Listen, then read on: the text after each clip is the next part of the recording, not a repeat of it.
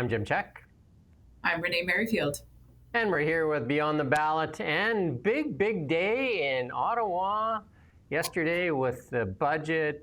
It got passed, and it doesn't look like anybody really won an election, though. I mean, there was two Conservatives that abstained. There was, a couple NDP. You know what I mean? Like, I don't think anybody won an election other than maybe the Bloc. Yeah, I think they did too.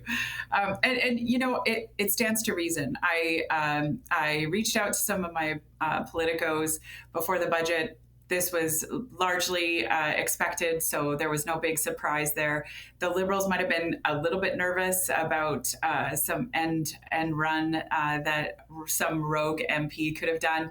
But in large part, what will end up happening is that they will instruct their MPs to vote last, and they'll always hold back some of their vote. So it's a very strategic kind of a thing. If the Conservatives wanted to take down government, I think they could have done it yesterday. They didn't. Why is the big question. And I'm thinking that they want things to get worse for Canadians so that the Carney magic will be gone by the time we hit the polls. My betting is on 6 to 12 months. We'll be back at the polls, and with a new opportunity to figure out what government should look like moving forward. The reaction I saw on Twitter, I think there's a lot of Conservatives that are disappointed that it didn't come to an election, because I think a lot of people were hoping, and I think some of them are actually really angry at the Conservative Party for not doing, because I think they believe that they could have done it, and I guess the strategists in the Conservative Party didn't think that it would be to the benefit of the Conservative Party to have the election and maybe even lose more seats. So, yeah. Yeah, there's definitely the strategist working in the background. Having an election at Christmas time is incredibly difficult. If government were to collapse today, we would have an election right around Christmas. That is a brutal time to try and get your citizens out for an election. Lots of people on vacation, lots of people that wouldn't be able to vote, and a lot of people that would be upset about voting. So as much as the diehards of any one party might be upset right now, I think in the end, if we give the government a little bit more time, the truth of what is happening today will come to fruition. Either all of Carney's promises will come true and we will see an absolutely magical ride into a new economy, or we're going to see people tire very quickly of not having jobs, not having a future, not having a vision forward, and not seeing those mega projects actually moving to any level of start. So I think that right now what the Conservatives have done is give the Carney government more chance to fail, and in doing so they'll be ready to pick up the pieces when it's over. Yeah, I would say they've fed him a little more leash, right, a little more rope, and said, here, go ahead, let's see what happens. And here's some reaction from Mark Carney after the budget passed. Good day for Canada. Yeah. Moving forward, building the country, protecting our communities.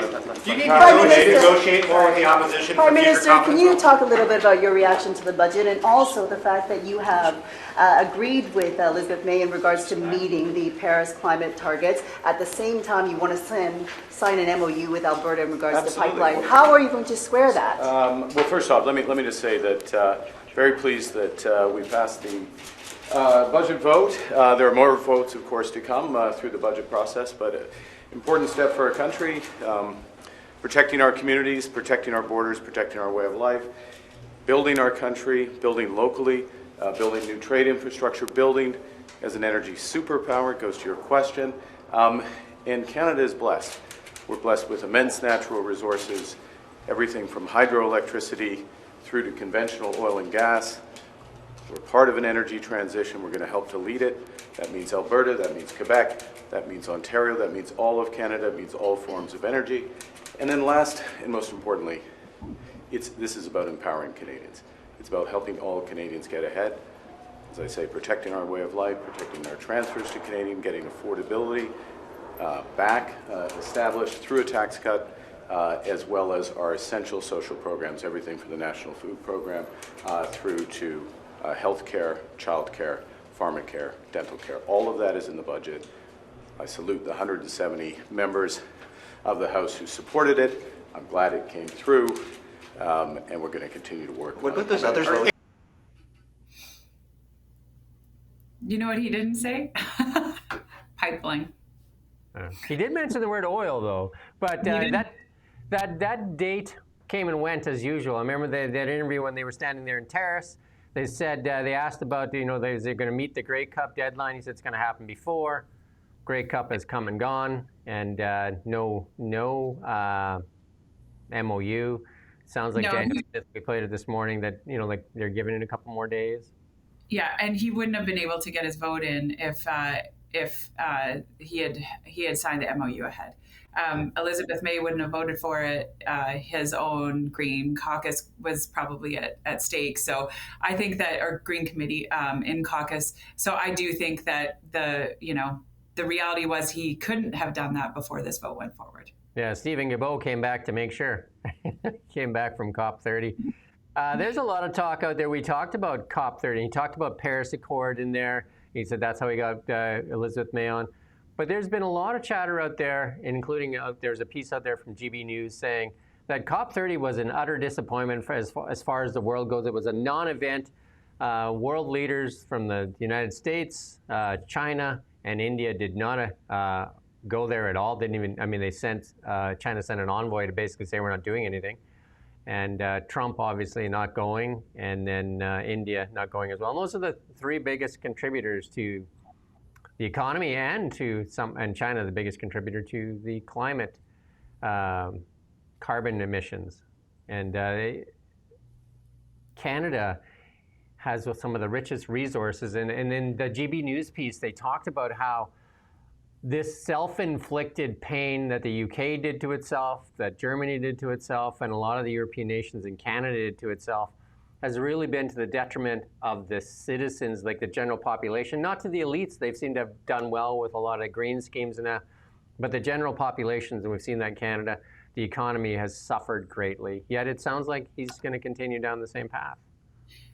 Yeah, and that's not going to bode well for him. That is the ultimate outcome that I think the Conservatives are waiting for, is that as you call them, the green schemes will continue to profit the wealthy, but not actually our citizens. You and I, have had the conversation. Energy is prosperity. Cheap energy is prosperity for its citizens. And if Carney keeps making it more expensive, it's not going to be that. I'm paying attention to some of these organizations like, the COP30 and, like even the UN. When you've got the most powerful nations either not attending or working against, I think that we're in, if I were one of those organizations, I would definitely see my time coming to an end. If you can't get them to the table, you don't have relevance. You're not even, it's like, you might be dropping, a drop into the ocean, but you're not going to have a meaningful impact. And then we have to really rethink our goals as Canadians. And, for this government to go all in and, somehow think that we're going to lead the way, it's like leading the way of a trail of ants when, really it's a huge excavator that's about to take out the anthill. It's meaningless. They basically said on the GB News piece that the net zero was basically dead, and that Bill Gates was the pallbearer because he came out and said that it's not necessary anymore, that we've moved on from it. We're at a place where we don't need to do all these things, and obviously Donald Trump would be the person that probably put the stick in it.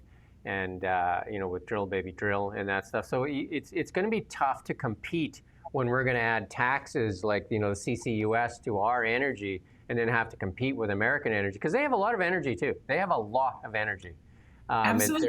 They are not energy poor, and they have a lot of energy, and they're going to bring it to bear, especially out of the Alaska, which is very close to the Southeast Asia. You know what I mean? They are closer to the market as well with the Alaskan port, and so it puts Canada in a tough spot when we're trying to compete with the Americans that aren't taxing their energy into oblivion. And we've seen their inflation is coming down a lot faster than ours. Their joblessness is half of ours. And they're seeing capital flow to the United States. They're seeing even brain drain from Canada go there. And, they talked about, Carney was talking about the H-1B visa and how they're going to, H-1N, H-1B, I can't remember which one it is, but the visa, and how Canada's going to attract all these people. And Trump just came out and said, yeah, we're going to do that again because they had put a pause on it.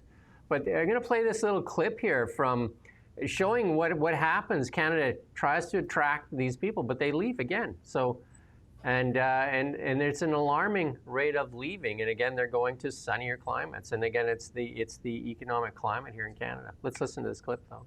Today, we published data that make clear a startling fact. Canada's most capable immigrants are, in fact, most likely to leave. The 5-year departure rate for all permanent immigrants is about 5%, but for PhDs, it's 11%. Even worse, the professionals Canada needs most are those who stay least. Of the 16 most in-demand professions, 10 have retention rates that are below average, effectively reducing the contribution period for these people. The 5-year departure rate for immigrant healthcare workers is 36%. That's the same for scientists. The 5-year departure rate for experienced executives is 193% above average. Software developers, AI and cybersecurity professionals, managers in finance, engineering, architecture, the very people who can help Canada build the economy and infrastructure and housing of the future, all leave at above average rates.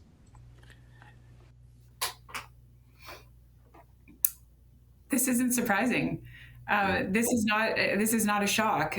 You tax your highest paid citizens at an exorbitant rate, sometimes in excess of double what other countries are charging. Of course they're going to go. They're mobile. They are citizens of the world. They can go to any place they want to. Right now, Canadian citizens are taxed at a higher level and a higher rate than California taxes, which is some of the highest in all of the U.S. So this is not a shock to me, and I have predicted this. There are studies by the University of Calgary School of Policy that show exactly this. You hit a tipping point of taxation whereby you will actually start to lose overall tax because you've taxed your citizens too much and they start to walk. I mean, some of these companies, and this is at the very high end of this AI world, which is one of the most important sectors right now, is some of the companies like OpenAI and that are offering $100 million salaries a year. And, like Jeff Bezos just launched, we talked about this morning, just launched a new company, Prometheus.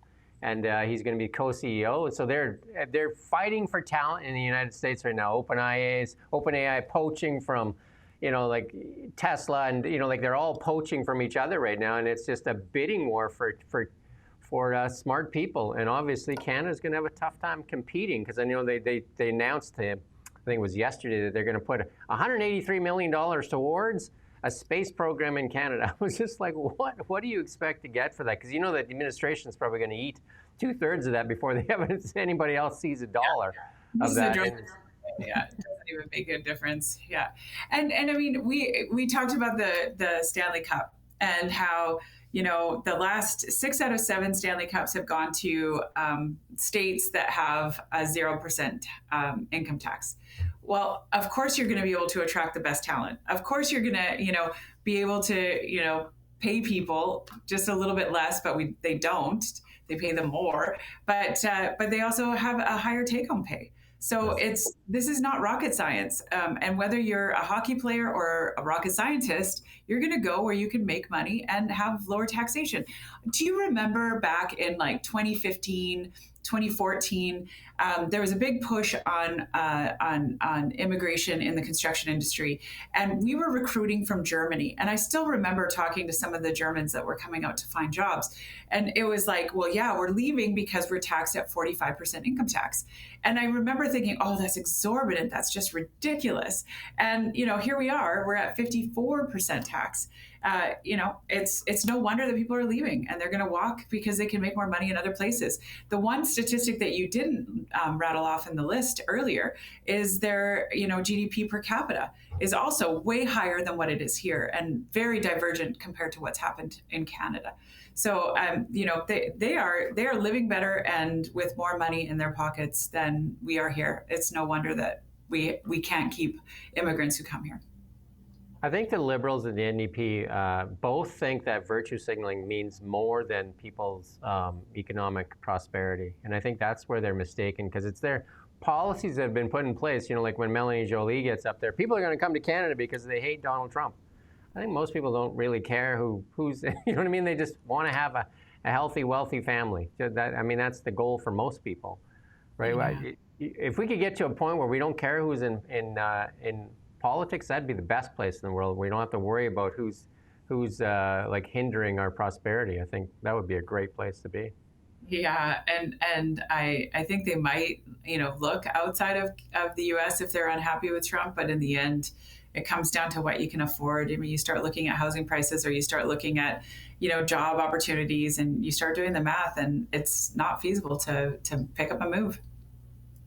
Yeah, I think I just watched the piece. The Saudi prince was there, and they just committed another $600 billion to the U.S. I mean, I think his number he's throwing around. There's $20 trillion now already invested in the United States in his first year there, and we've yet to see like real things like in the Carney those projects he stood there in Terrace. Now they're saying only 2 of those are actually going to qualify for the that project's office because they're all too small or regional, like that power dam that was in for none of it. I mean, that's not a major project's office project. So a lot of this stuff is all performative again. Like we need some real. They need to do the oil pipeline. That's when that he's actually going to be serious. I mean, they need to do that. I know David Eby will start losing his mind, but. And Trudeau was. I mean, this was his playbook. Trudeau was promise, say, and then nothing. And the Canadian people grew tired of that. I don't think this is going to be much different. I wish I was wrong. On election night, I said, I hope that Carney proves me wrong about the Liberals and that he does these 2 things. We don't have a deal with Trump. We don't have a way forward. We don't have a vision. So, I'm looking at this budget. It's a hinky budget. It's a fudget budget. It's, the Parliamentary Budget Office basically, just produced a report on the budget that says, and I'm just looking at my statistics here, but $94 billion less in capital investments than the Liberal government claims that it does, which is huge. That's a massive number. And it's, the PBO found that the subjectivity when defining certain expenses translates to the government overstating capital spending by 30% for its 5-year fiscal plan. And what that means is that we are going into bigger and bigger debt, and not for infrastructure like it has been promised, not as an investment for our future, but rather just to front the overhead of spending for this Liberal government. This does not bode well for us at all. Not at all. And it seems like they want to concentrate on funky accounting or cooking the books, or whatever you want to do. Because if we look at even the NATO targets, everybody's supposed to get to 5% of NATO targets. So instead of like being serious about fixing our military underpaid, underfunded, under-equipped, and undermanned, the first thing they did is we're gonna move the Coast Guard in. And the Coast Guard said, no, you're not. We don't want to be in there. We don't have any guns. We don't board ships. We don't want any part of being in the military. So then, okay. So then they said they wanted to move the 300,000 federal workers in there. And they're just like, not a chance. They're not. But the reason they want to do that is not because they think the 300,000 are fighting force. They want to move the budget of that amount. You know what I mean? They want to move the billions of dollars that go towards counting towards the NATO targets. They don't care if they can fight or not fight. That's the game. Why don't they just be honest and say, look, we're just kind of like moving you as an accounting exercise into this thing. And then the other one they just announced today, and it's just desperation, it looks like, because they're now going to move the Transport Canada planes in there, which are twin prop jobs that are basically, what the WestJet and Air Canada use for, like short commutes. Like, who's doing this? Like, who's just coming up just like, let's throw it's not even thought out. Let's throw this against the wall, see if something sticks. And this is scary because it's borderline fraudulent. It's messing with numbers rather than doing the hard work of actually balancing things and spending where we're supposed to be spending. This is not going to be taken, curiously by our NATO partners. It's going to be seen as what it is, which is, fixing the books, fudging the books. And I don't understand why we would want to do that in this time frame. Why don't we just get earnest about serious? actually Get serious? Yes. Yes. Like, I guess the question would be, if I was sitting across the table at NATO when you're reviewing each other's things, it's just like, do you think we're that stupid or you're that stupid? Who's stupid here? Because like this is not going to work, right? Like so go away, right? Because this is ludicrous, right? Like so you're either thinking we're that stupid or you're just that stupid pushing this forward. Totally. Agree 100%. Yves Blanchette, and I was talking to Ian earlier today, and I said, you know what? If the guy just wasn't focused on Quebec, he might be probably the best choice for Prime Minister of Canada, because in the debates, I thought he did the best in the debates, and then also he's always spoke with a clear focus. He says what he means and lives up to what he means. He's the guy that said, I'm not voting for the budget, didn't vote for the budget. And now he's coming out and saying, look after yourself, because that's what we're going to do. And I think that message is directed right at Alberta. And let's listen to what he has to say. Carney is a bit of a lemon, or Canadians bought a lemon with Mark Carney. Sounds like you're kind of ruling out or writing him off in terms of his abilities. Does that suggest that this party, your party, won't be comfortable working with the Liberals going forward? Our party will say what it has always said, that we are promoting, protecting the interests of Quebec, and the idea that we should make our own choices. I believe some other parts of the country are starting to have the same thinking. They refuse the possibility of having a support from us with very clear conditions, and then they refuse the possibility to go through the whole process with a partner up to the end of it. So they will live the same anxiety that we have seen this morning with the Prime Minister and Mrs. Joly and Mr. Champagne and who else? Because at each step of this long process, including the committee, they will have to start all over again because they were not good partners for anybody. They exploited the momentary weaknesses of everybody, and this is not how policy should be done. So I believe it will come bite their ass. I think he might have a point there, because I think that the big key in this is that the NDP got to protect them. It's a key point. Got to protect them in committee and the documents, right? Like all the documents that have still been shielded from review. It's the Bloc and the Conservatives that can keep the Liberals honest this time, and that's the difference right now. Absolutely. Now, I mean, he's crying foul, but that is how the game is played. Carney didn't want a partner. He didn't want to partner with the Bloc, who has one interest, which is Quebec. He wanted to make sure that people knew that he did this without having a partner. So I don't think he's going to change that tune at all. He might be, though, a little bit too confident. And I would say that the other opposition leaders can take him down at any moment. There are enough votes to do so. He only has a minority. They did play chicken, and they did allow it to go through this time. But will it be as successful next time? Probably not. Maybe not. And even the maybe is going to be a very difficult one for him to navigate each and every time. But did he exploit the weaknesses? Absolutely. So what I would say to all these other parties is don't have weaknesses. There you go. There's the advice that you need. But he's the one that holds Carney to account even on the Trump stuff. Like, I mean, he's actually had some very good points, and he's clear in his messaging. So if he wasn't just solely focused on Quebec, I mean, he makes that known. I mean, it is very well known that it is all about Quebec. And he's said that to Danielle Smith many times, look after Alberta like we look after Quebec. And the difference here, though, is that he's a federal party. I think, the federal party having an interest in one province, if we had all the provinces with their own federal party, I think it would be a very dangerous and a very different party system and a very different parliament. I don't think this is how we want to do things moving forward. I also think that Blanchette is also on some shaky ground. In the polls, there isn't as much support for that sovereignty of Quebec as what has been experienced in the past. So, he's talking to Danielle Smith, or talking about Danielle Smith in terms of like fight for your own province. Yeah, that's her job. Like it's not the job of a federal party to be looking after the interests of only one citizenry of province. But having said that, that is his mandate from the party that has him elected. And I do believe, and we've talked about this before, is that the reason he pushes on Alberta is that he wants Alberta to cause like a referendum so that he can hide their Quebec. Because, like, you're right, he doesn't have the support in Quebec. But if Alberta was to kind of like do something, then all of a sudden, they would kind of give him the cover that he needs, and also probably the motivation for Quebecers to say, well, if there's no Alberta, there's no Canada. And I think that's why he's pushing on that rope there. I think also they benefit directly from how wealthy Alberta is.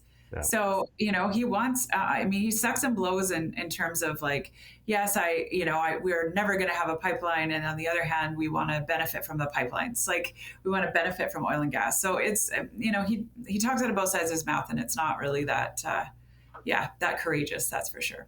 Well, we're going to switch to the other side of the world here, other side of Canada. David Eby says it's go time. Let's listen to what Mr. Eby has to say. So on.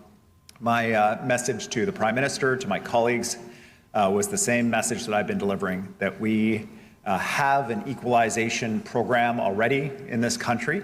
There are very large sums of money that are delivered to other provinces and territories, not to this one. And when it comes to a major project strategy, when it comes to an approach to lift the economic growth in this country, it should not be another equalization program. I said that the federal government needs to be relentless and remorseless in pushing for economic growth wherever they can find it, and that British Columbia will be that resolute partner that delivers that for the Prime Minister, for the entire country, and certainly for British Columbians. That means more jobs, more prosperity, and paying for the public services that British Columbians and Canadians deserve. So I thank the Prime Minister for taking the approach of doing exactly that. You'll see one of the slides come up here. We are disproportionately represented in the list of major projects in this country, as we should be, because we are bringing forward shovel-ready projects and projects that are in the final stages of investment decision that will actually show all of the benefits that all Canadians are hoping for. Can you reflect on that? That's good. That's good. There you go. Says all projects, number one export in Canada is oil. So what about that one? Yeah, I was going to say, as long as they don't have a pipeline as part of those projects. Like this is a little bit disingenuous. These projects that are all on a map with the federal government now putting them into this major projects office are all projects that this government has basically, slow maybeed over the course of the last decade.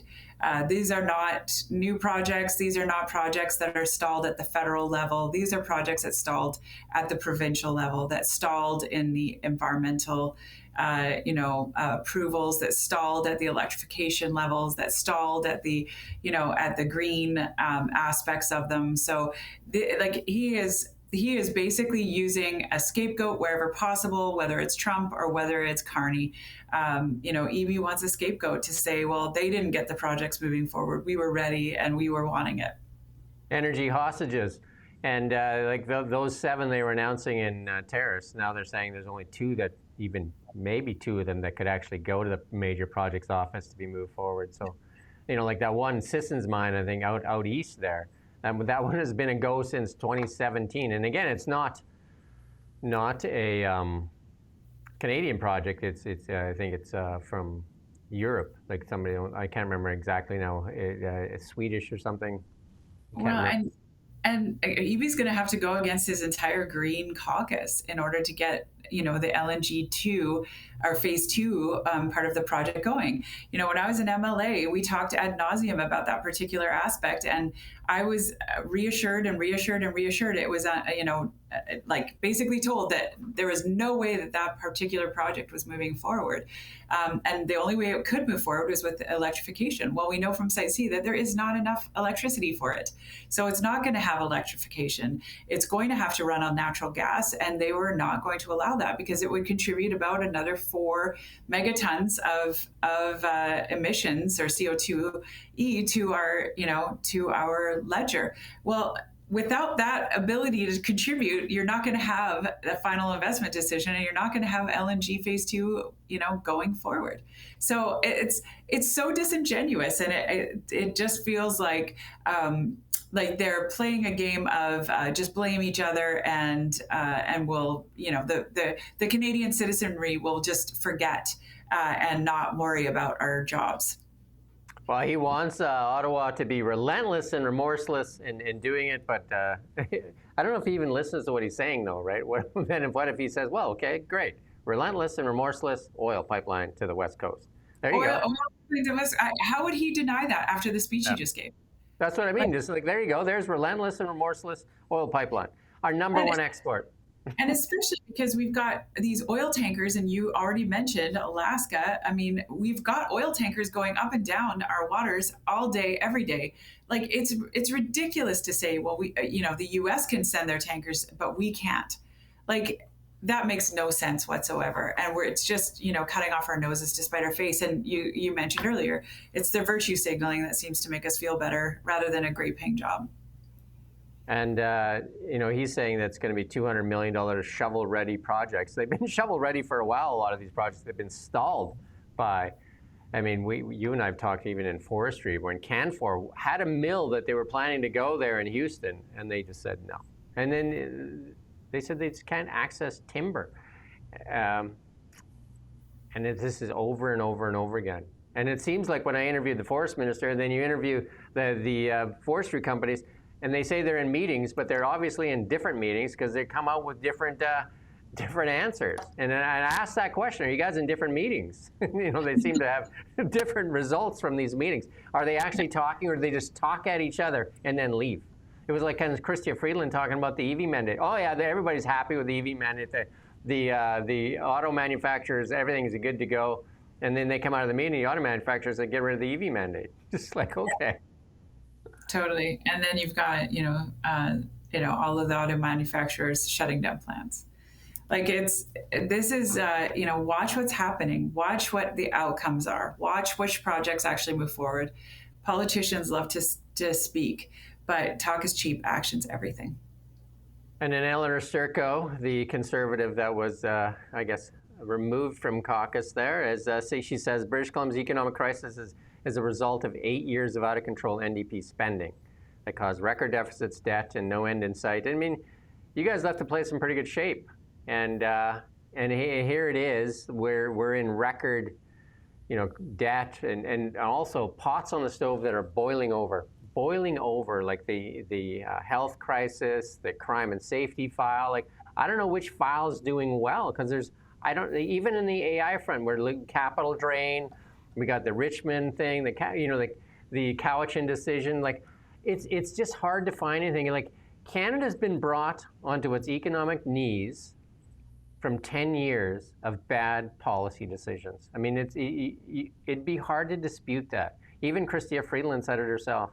It's been 10 years wasted with virtue signaling and identity politics. That's where the time was spent. And with this net zero, the net zero alliance has basically fallen apart. Mark Carney's net zero alliance, he was the head of that too in the financial world. All the banks have pulled out, and now all the big countries have really pulled out. So Canada's going to lead. Carney keeps saying Canada's going to lead in that area. Yeah, we're going to lead because we're going to be the only ones in it. It's easy to win a race when you're the only one in it.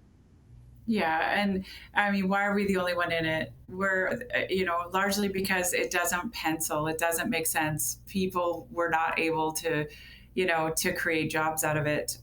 The banks pull it out because they have mandates from their shareholders that they have to make money.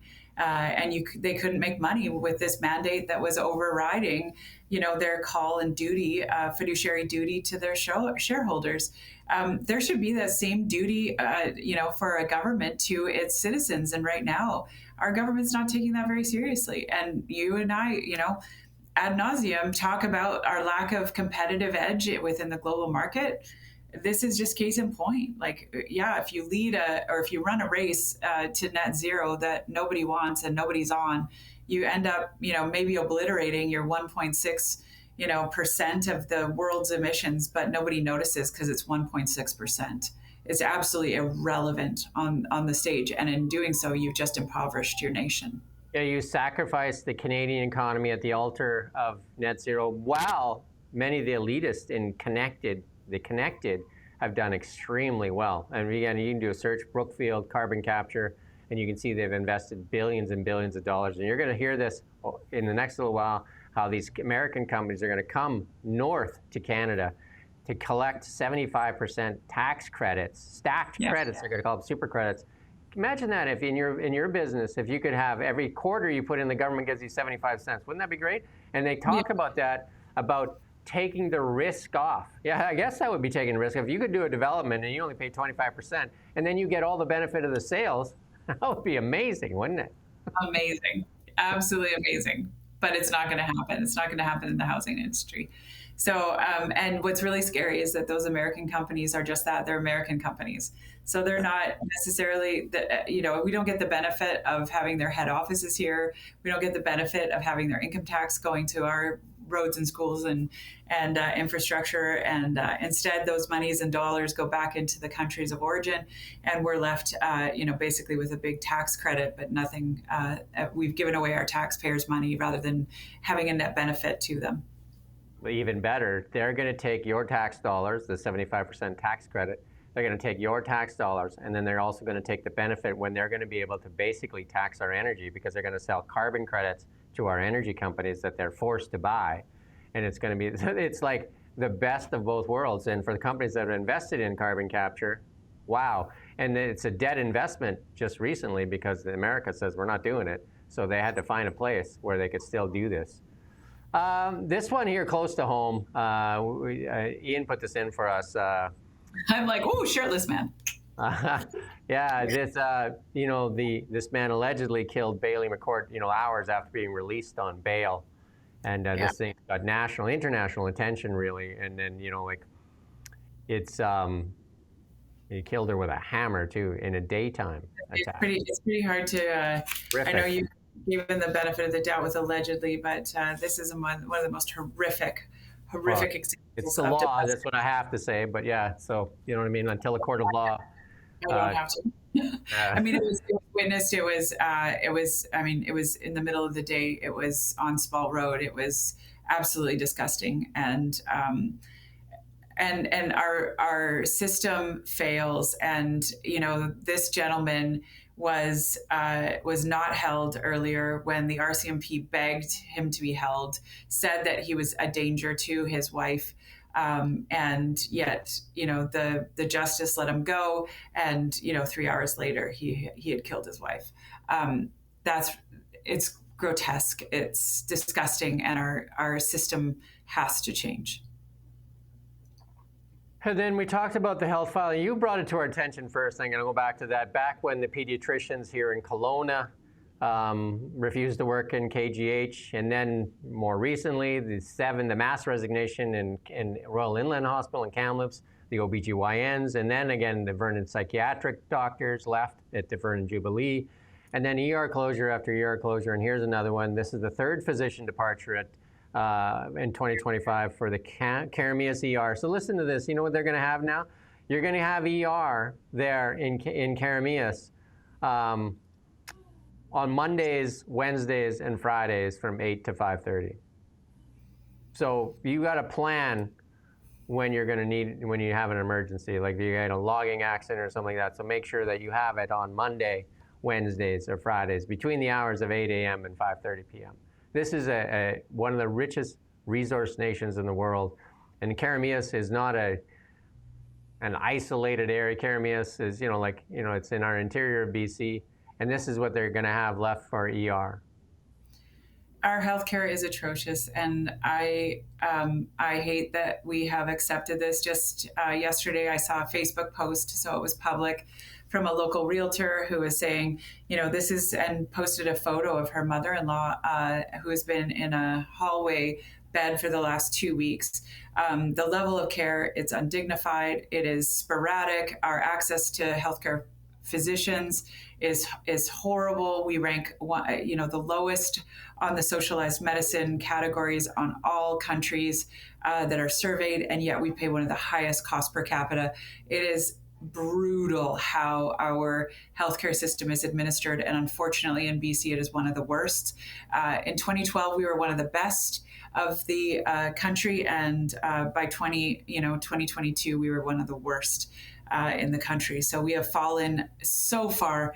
And talking with some of the physicians and talking with some of the frontline workers, they just say, the money is all going to administration. It's not going to the frontline workers.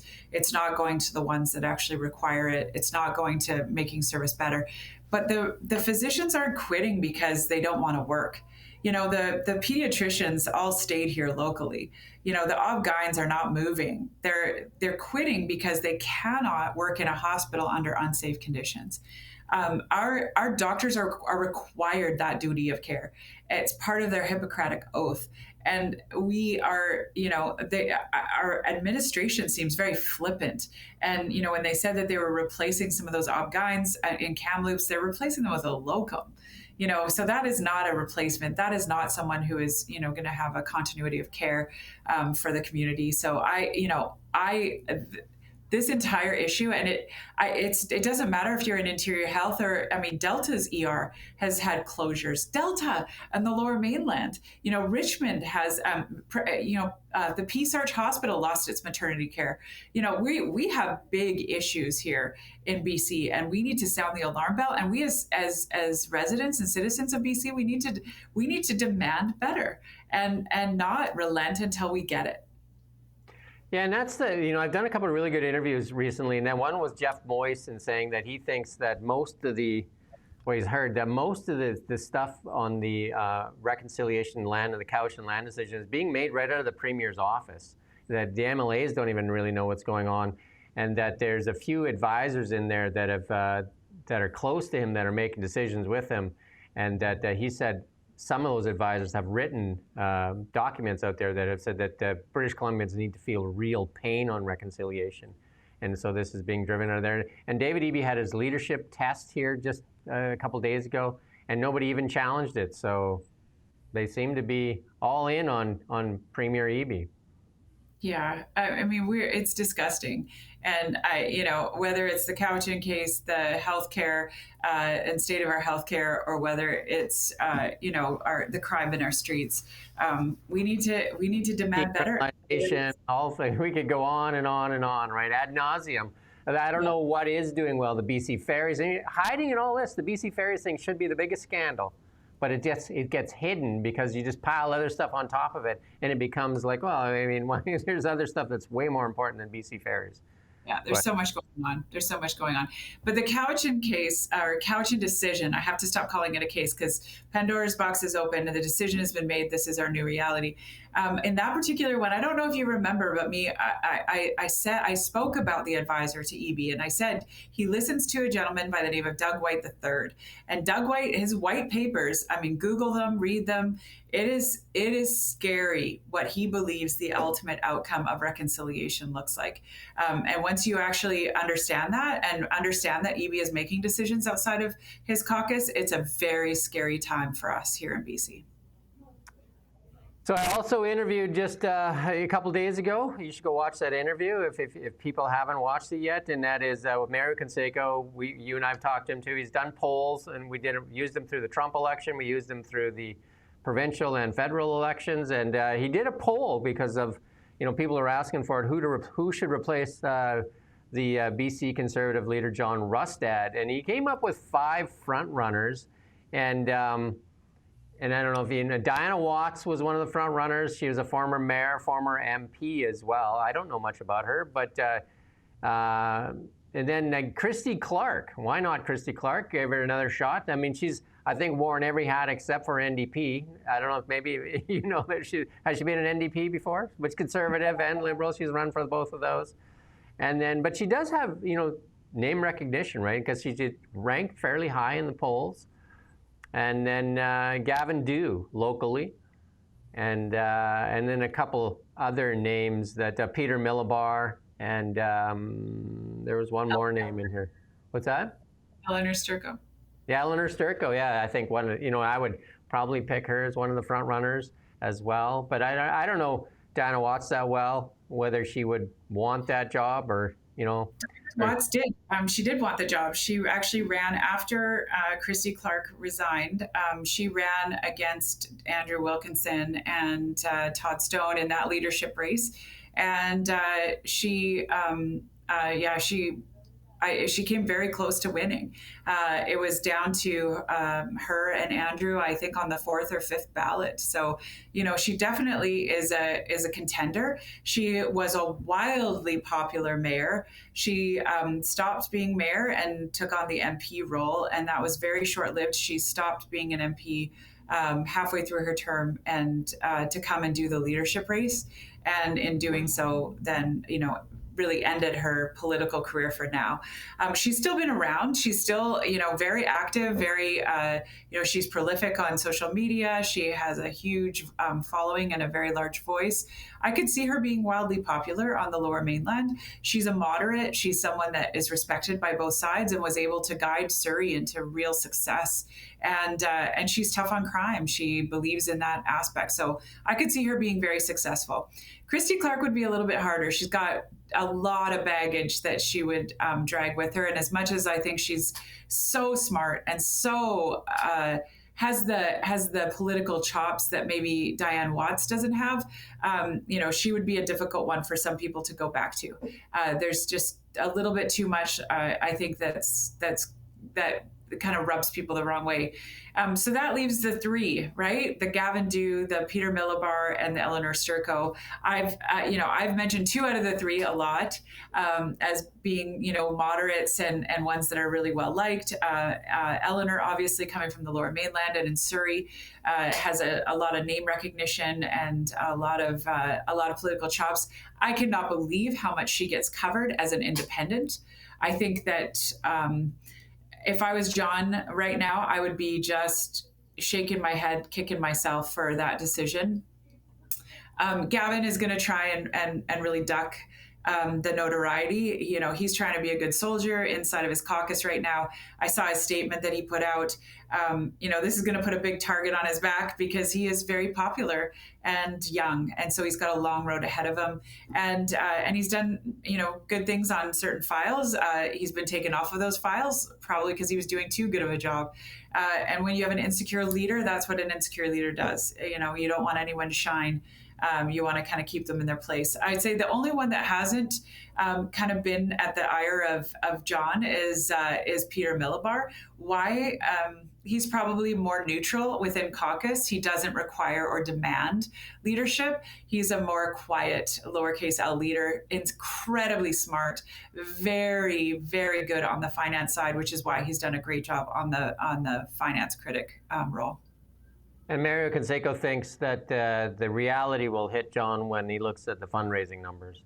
No different than Kevin Falcon, right? Like, because I mean, that was the end of, because Kevin was adamant, he was sticking to it, and I think they pulled the rug out from underneath him, and then he just went dark, right? And the business community is already speaking. I mean, the numbers are shrinking, and yes, you can only give in whatever it is, $1,400 increments or $1,200 increments.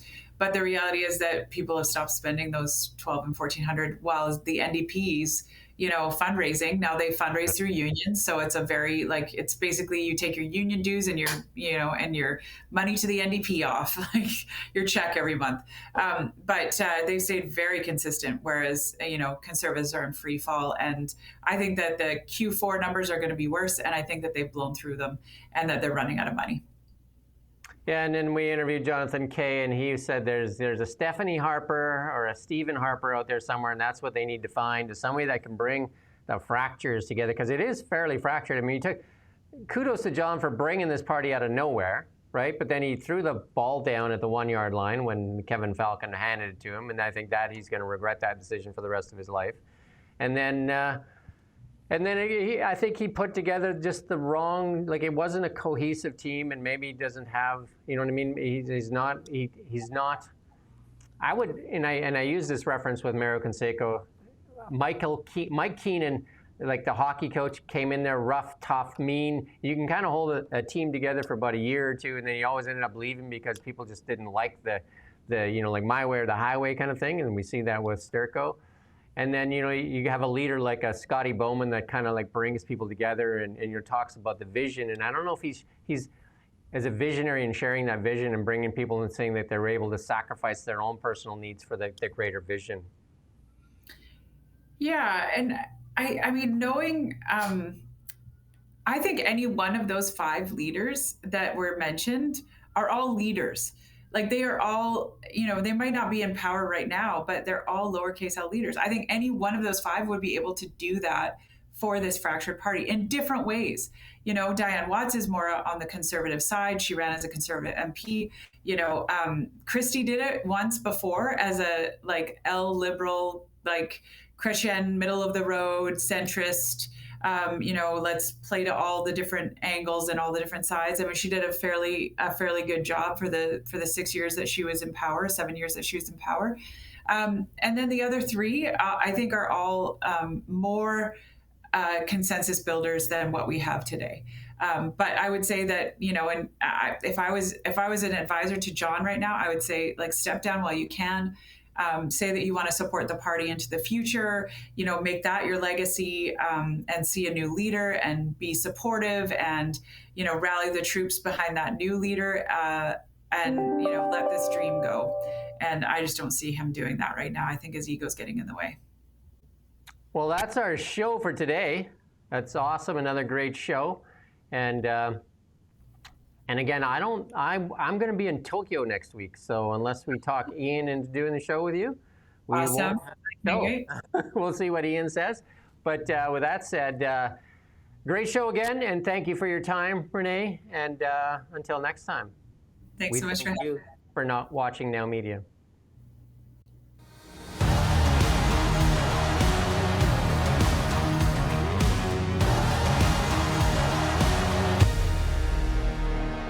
Hey, Renee. Hey. That was great. It was great, yeah. I don't know what's going to happen with